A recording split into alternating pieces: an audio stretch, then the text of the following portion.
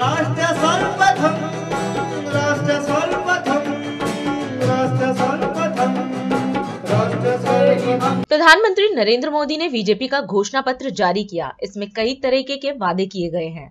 वहीं प्रधानमंत्री नरेंद्र मोदी के साथ ही इस मौके पर गृह मंत्री अमित शाह, रक्षा मंत्री राजनाथ सिंह और पार्टी अध्यक्ष जेपी नड्डा उपस्थित रहे। इस दौरान पीएम मोदी ने अपने संबोधन में कहा कि आगामी लोकसभा चुनाव के लिए जारी किया गया भारतीय जनता पार्टी का घोषणा पत्र युवाओं, महिलाओं, किसानों और गरीबों को सशक्त करने के अलावा सम्मानजनक व गुणवत्तापूर्ण जीवन और निवेश से नौकरी पर केंद्रित है। आज भाजपा ने विकसित भारत के संकल्प पत्र को देश के सामने रखा है।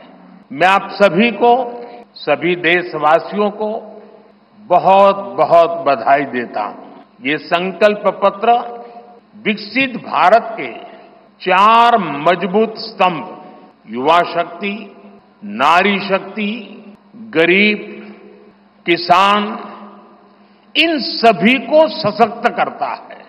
हमारा फोकस डिग्निटी ऑफ लाइफ उस पर है। हमारा फोकस क्वालिटी ऑफ लाइफ उस पर है। हमारा फोकस निवेश से नौकरी पर भी है। इस संकल्प पत्र में क्वांटिटी ऑफ अपॉर्चुनिटीज और क्वालिटी ऑफ अपॉर्चुनिटीज दोनों पर बहुत जोर दिया गया है। एक तरफ हमने कई सारे इंफ्रास्ट्रक्चर निर्माण से बड़ी संख्या में रोजगार बनाने की बात की है। दूसरी तरफ हम स्टार्टअप और ग्लोबल सेंटर्स को बढ़ावा देकर हाई वैल्यू सर्विसेज पर भी ध्यान देने जा रहे हैं। भाजपा के संकल्प पत्र में युवा भारत की युवा आकांक्षाओं का प्रतिबिंब है। साथियों, भाजपा सरकार ने पिछले 10 वर्ष में 25 करोड़ लोगों को गरीबी से बाहर निकालकर हमने सिद्ध किया है कि हम परिणाम लाने के लिए काम करते हैं। मोदी की गारंटी है कि जन औषधि केंद्रों पर 80% डिस्काउंट के साथ सस्ती दवाएं मिलती रहेगी। इतना ही नहीं, इन दवाइयों के जन औषधि के केंद्रों का हम विस्तार भी करेंगे। मोदी की गारंटी है कि आयुष्मान भारत के तहत 5 लाख रुपए तक का मुफ्त इलाज मिलता रहेगा। मोदी की गारंटी के इसी क्रम में भाजपा ने एक बहुत बड़ा निर्णय लिया है। ये निर्णय 70 वर्ष की आयु से ऊपर के सभी बुजुर्गों से जुड़ा है।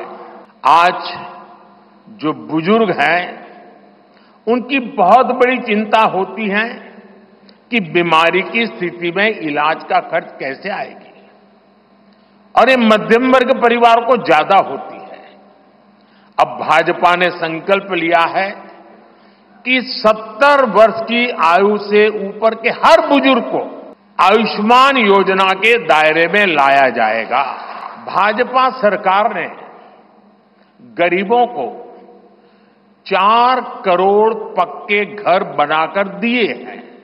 अब जो अतिरिक्त जानकारियां राज्य सरकारों से मिल रही हैं, क्योंकि परिवारों के विस्तार होते हैं, एक घर से 2 घर बन जाते हैं और खुद नया घर बनाने की शक्यता, संभावना नहीं होती है, तो उन परिवारों की भी चिंता करते हुए हम 3 करोड़ और घर बनाने का संकल्प लेकर के आगे बढ़ेंगे। इस संकल्प पत्र को मोदी की गारंटी के रूप में देशवासियों के समक्ष आशीर्वाद के लिए रख रहा हूं।